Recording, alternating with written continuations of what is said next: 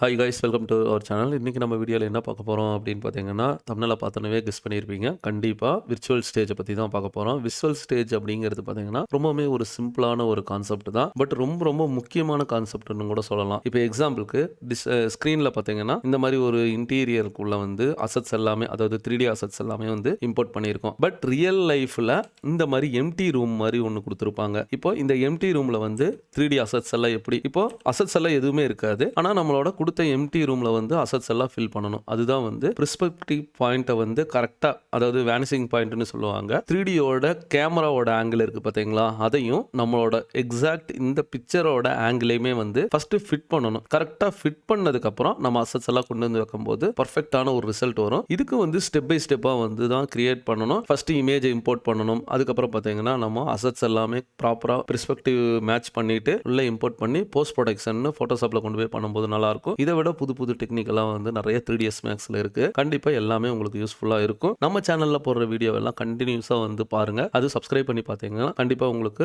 நிறைய ஹெல்ப் பண்ணும். ஏன்னா நிறைய வந்து ஏதாச்சும் டவுட்டுங்கன்னா கமெண்ட் பாக்ஸில் கமெண்ட் பண்ணலாம். அதை மீறி வந்து ஆன்லைன் கிளாஸஸும் நான் எடுத்துட்டு இருக்கிறேன். வேணும்னா நீங்கள் ஆன்லைன் கிளாஸ்லையும் ஜாயின் பண்ணலாம். டிஸ்கிரிப்ஷனில் லிங்க் இருக்கு. லிங்க் பண்ணி வாட்ஸ்அப் நம்பருக்கு நீங்கள் டெக்ஸ்ட் பண்ணீங்கன்னா ஃபீஸ் டீட்டெயில் எல்லாமே உங்களுக்கு ஃபர்தராக நான் அதில் வந்து எக்ஸ்பிளைன் பண்ணுறேன். ஸ்டெப் பை ஸ்டெப்பாகவே இந்த கான்செப்ட் வந்து பார்த்தலாம். ரொம்பவே யூஸ்ஃபுல்லாக இருக்கும். ஃபர்ஸ்ட் வந்து இந்த இமேஜை 3ds மேக்ஸில் கொண்டு போய் ஃபைலை வந்து ஃபிக்ஸ் பண்ணணும். ஃபிக்ஸ் பண்ணதுக்கப்புறம் அசட்ஸ் எல்லாத்தையுமே வந்து இம்போர்ட் பண்ணால் பர்ஃபெக்டாக இருக்கும். ஒரு ஸ்டெப்பாக மறந்தாலும் கூட கண்டிப்பாக வந்து எல்லாமே ஃபெயிலியராக தான் போகும். அதனால ஸ்டெப் பை ஸ்டெப்பாக மறக்காமல் கண்டினியூவாக நீங்கள் பாருங்கள். கண்டிப்பாக இது உங்களுக்கு யூஸ்ஃபுல்லாக இருக்கும். இமேஜ் பார்த்தீங்கன்னா நான் டவுன்லோட் பண்ணி வச்சிருக்கேன். இந்த இமேஜோட சைஸ் என்னன்னு பாருங்க. அதாவது ஆல்ட் பிடிச்சி டபுள் கிளிக் பண்ணீங்கனாலே இப்போது இமேஜ் மேலே இந்த மாதிரி ப்ராப்பர்ட்டிஸ் வந்துடும். இதில் டீடைல்டுக்கு போயிட்டீங்கன்னா கீழே பாருங்க டைமென்ஷன்ஸ் இருக்கா. இது வந்து 7360x4912 இந்த சைஸில் இருக்கு. ஆஸ்பெக்ட் ரேஷியோ சேஞ்ச் ஆகவே கூடாது. இது அப்படியே தூக்கி போகணும். நீங்கள் ஆஸ்பெக்ட் ரேஷியோ 3ds மேக்ஸில் கொடுத்துட்டும் கூட நம்ம ஆஸ்பெக்ட் ரேஷியோ சேஞ்ச் பண்ணாமல் லாக் பண்ணிட்டு சைஸையும் கூட சின்னது பண்ணிக்கலாம், இமேஜோட சைஸை. ஆனால் ஆஸ்பெக்ட் ரேஷியோ சேஞ்ச் ஆகவே கூடாது. அது ரொம்ப ரொம்ப முக்கியமான ஒரு விஷயம். இப்போ இந்த இமேஜை எப்படி நான் தூக்கிட்டு போறேன்னா 3ds மேக்ஸ் ஓப்பன் பண்ணிக்கிறேன். 3ds மேக்ஸில்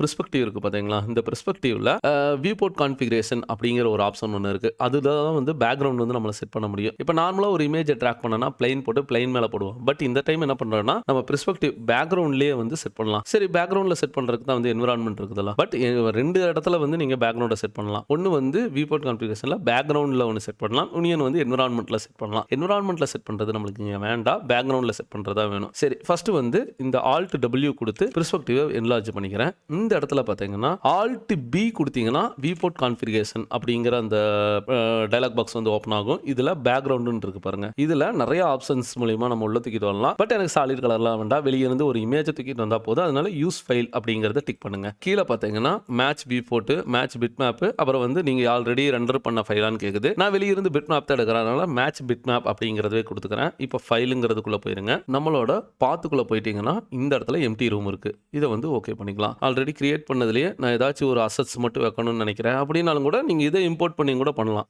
எம்டி இதில் தான் பண்ணணும்னு அவசியம் கிடையாது, இதுலேயும் கூட பண்ணிக்கலாம். இப்போ ஓகே அப்படின்னு கொடுங்க.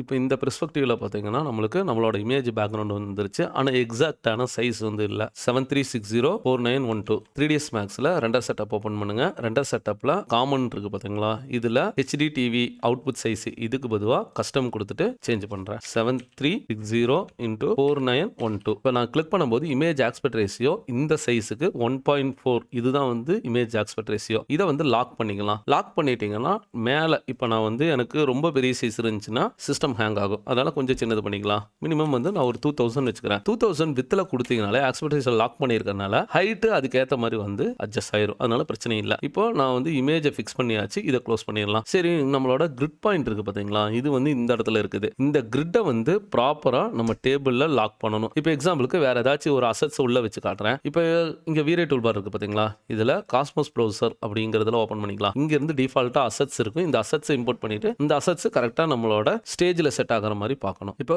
ப்ரௌசர் ஓப்பன் ஆயிருச்சு. இதில் பாருங்க ஆல்ரெடி நான் டவுன்லோட் பண்ணி வச்சிருக்கேன். இந்த சேர் இருக்கு பார்த்தீங்களா, இதை ட்ராக் பண்ணி கொண்டு வந்து நம்மளோட கிரிட்ல போட்டுறேன். இப்போ ஃபைலை வந்து நான் இம்போர்ட் பண்ணனவே பாருங்க மாடல் வந்து எனக்கு மேலே இருக்குது. எப்பயுமே வந்து பெர்ஸ்பெக்டிவ்ல போய் பார்த்தீங்கன்னா அந்த பெர்ஸ்பெக்டிவ்ல அப்ளை பண்ணுற மாடல் வந்து இந்த இடத்துல தான் இருக்கும். கரெக்டாக எனக்கு இந்த இடத்துல ஃபிக்ஸ் ஆகணும். இங்கே பாருங்க, அதாவது இந்த பெர்ஸ்பெக்டிவ்ல நம்மளுக்கு வந்து இமேஜ் தெரியல. ஆனால் இங்கே இருக்கிற வியூவில் வந்து நான் இமேஜ் இம்போர்ட் பண்ணனால எனக்கு இமேஜ் தெரியுது. இது கரெக்டாக எனக்கு இந்த இடத்துல தான் இருக்கணும் அப்படின்னா அதுக்கு தான் வந்து வேனிசிங் பாயிண்ட் அப்படின்னு சொல்லுவாங்க, பெர்ஸ்பெக்டிவ் பாயிண்ட் அப்படின்னு சொல்லுவாங்க. இந்த பெர்ஸ்பெக்டிவ் பாயிண்ட்டை கரெக்டாக மேட்ச் பண்ணிட்டேன்னா எந்த ஒரு ப்ராப்ளமும் இருக்காது. இப்போ இதை எப்படி மேட்ச் பண்ணணும் பண்ணோம்னா கமாண்ட் பேனலில் கடைசியாக பார்த்தீங்கன்னா யூட்டிலிட்டிஸ் அப்படிங்கிறது ஒன்று இருக்குங்க. இதில் ப்ரிஸ்பெக்டிவ் மேட்ச் அப்படிங்கிறது ஒன்று இருக்கும். இதை கிளிக் பண்ணுங்கள். கிளிக் பண்ணனவே உங்களுக்கு ப்ரிஸ்பெக்டிவ் மேட்ச் கண்ட்ரோல் அப்படின்னு வந்துடும். இதில் ஷோ வேனிசிங் லைன் இருக்கும். இதை கிளிக் பண்ணுங்கள். கிளிக் பண்ணனவே நம்ம சப்ஜெக்டில் எங்கெங்கே இருக்குதோ எல்லா வேனிசிங் லைனுமே வந்து கரெக்டாக ஃபிக்ஸ் ஆயிரும். நான் வந்து Shift+F சேஃப் ஏரியா கொடுக்கல. பட் நீங்கள் இந்த இடத்துல இதை கிளிக் பண்ணாலே ஆட்டோமேட்டிக்காக அது எனேபிள் ஆயிரும். நீங்கள் மேனுவலாக அதை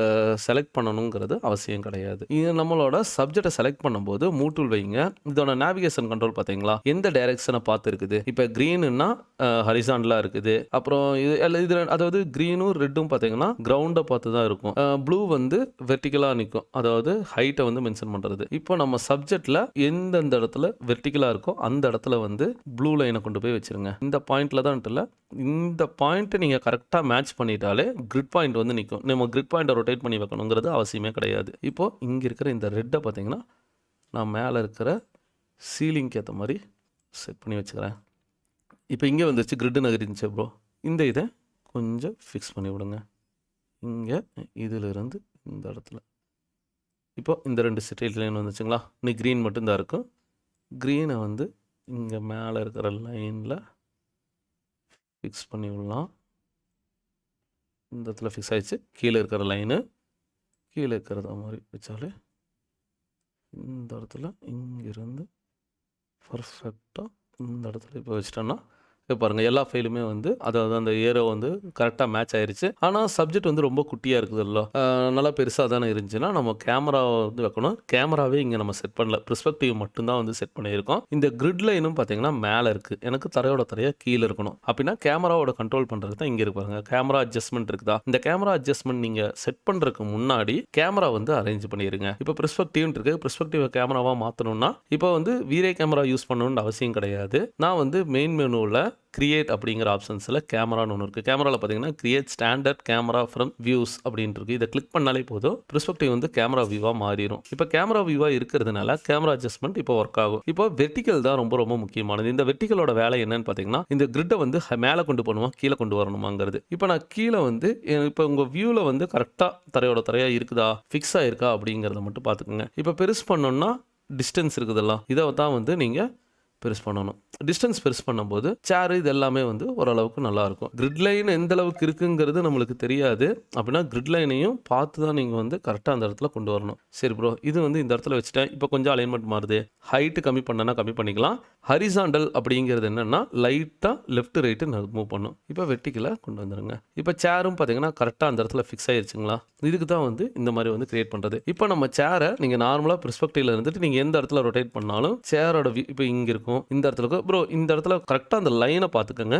அங்கே வேணும்னா அந்த இடத்துல தான் நீங்கள் செட் பண்ணணும். கரெக்டாக உங்களுக்கு ஃபிக்ஸ் ஆயிரும். இப்போ ஒரு சப்ஜெக்ட் வந்து இங்கே ஃபிக்ஸ் ஆயிருச்சு. லாங் ஷாட்ல இருந்து தானே நான் இந்த வேனிசிங் பாயிண்ட் எல்லாம் பிக் பண்ணுறேன். க்ளோஸ் அப் ஷாட்டில் போய் பார்க்கும்போது லைட்டாக நகர்ந்துருக்கும். ஓகேங்களா. அப்படின்னா என்ன பண்ணிக்கலாம், ஜூம் பண்ணி தான் நம்ம வந்து வேனிசிங் பாயிண்ட்டை பர்ஃபெக்டாக ஃபிட் பண்ணி விடணும். இப்போ இந்த இடத்துல கரெக்டாக ஃபிட் ஆயிருக்குன்னு நினைப்போம், மேலே ஃபிட் ஆயிருக்கும், கீழே வந்து ஃபிட் ஆயிருக்காது. அதுக்கு என்ன பண்ணுறீங்கன்னா இந்த வியூபோர்ட்டோட மெனு இருக்குது பார்த்தீங்களா, இந்த ப்ளஸ் சிம்பிளை கிளிக் பண்ணுங்கள். கீழே வந்தீங்கன்னா 2D பேன் ஜூம் மோட் அப்படின்னு இருக்கும். இதை கிளிக் பண்ணிங்கன்னா உங்களுக்கு ஸ்க்ரோலின் பண்ணால் ஜூம் இன் ஜூம் அவுட் பண்ணிக்கலாம். மிடில் மவுஸ் பட்டனை பிடிச்சிருந்தீங்கன்னா பேன் டூலும் யூஸ் பண்ணிக்கலாம். இப்போ நான் இங்கே நல்லா ஜூம் பண்ணுறேன். இந்த பாயிண்ட் இங்கே இருக்குங்களா, இதை ட்ராக் பண்ணி இந்த இடத்துல ஜூம் பண்ணி இந்த இடத்துல கரெக்டாக வந்து ஃபிக்ஸ் பண்ணிக்கலாம்.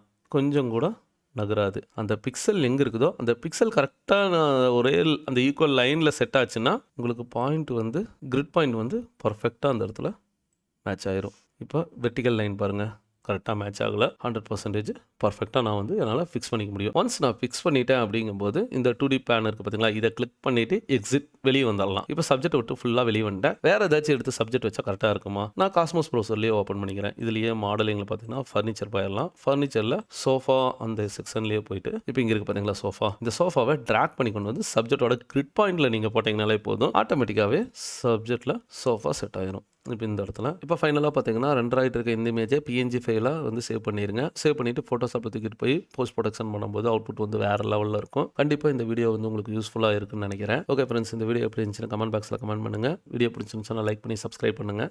வாழ்க தமிழ்.